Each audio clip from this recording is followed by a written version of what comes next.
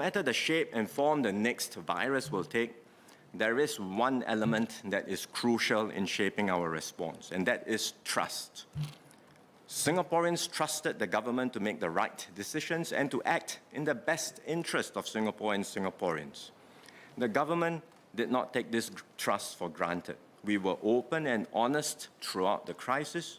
We shared information candidly, even when things did not go well and even when we did not have complete information. This was essential so that Singaporeans could continue placing their trust in the government. Equally, if not more important, the trust amongst Singaporeans has been strengthened.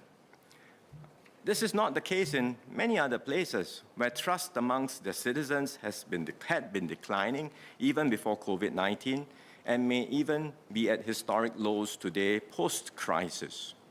And hence, during the pandemic, it was hard for these governments to implement tough COVID measures.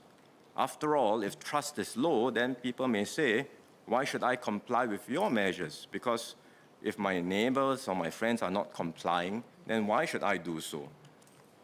And so you can see this is what has happened in many other places where there is little trust.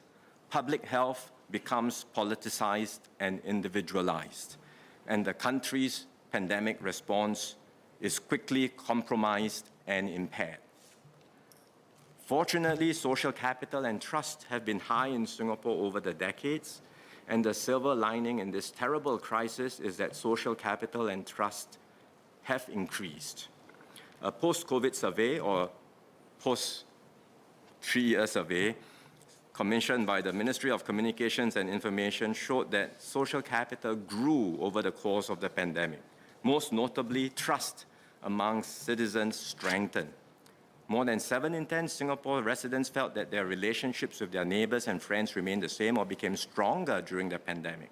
A similar proportion of respondents were confident that the government would know what to do in a future pandemic and that Singaporeans would help one another tide through the next crisis together.